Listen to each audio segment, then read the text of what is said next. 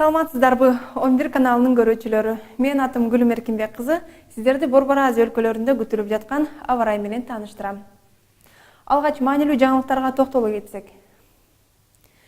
Миранти деп аталган тропикалык циклон күчкө толуп, Тайванга карай саатына 25 км ылдамдыкта жылып баратат.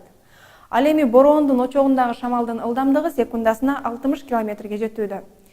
Биз буга чейин эң күчтүү Непартак циклону деп айткан элек. Бирок Миранти Непартактан кем эмес. Анткени ал каттуу шамал жаан-чачын алып келатат. Бул дүйнөнүн аркы бурчундагы аба ырайы тууралуу кыскача маалымат болду. Эми Борбор Азия өлкөлөрүнө кайрылсак.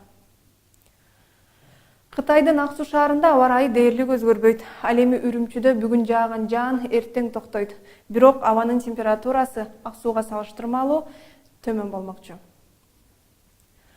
Казакстандын Атлантикалык циклон бүгүн таркаганы менен анын артынан дагы жаңы циклон пайда болуп, Орусия аркылуу Казакстанга багыт алууда. Бирок качан жетиши белгисиз, синоптиктер эртең көпчүлүк аймактарда күн ачык болушун айтышууда. Өзбекстанда бүгүн булуттар таркап, эртең күн чайыттай ачылып, Ташкент менен Нуку сөрөөнүндө жогорку температура сакталат. Түркмөнстанда кургакчыл жана ысык аба ырайы сакталууда. Ашхабад шаарында эртең абанын температурасы 36 градуска жылыйт. Тажикстанда аба ырайы туруктуу, көпчүлүк аймактарда абанын температурасы төмөндөсө, Баткенге жакын турган Ходжент шаарында 32 градуска жогору болот.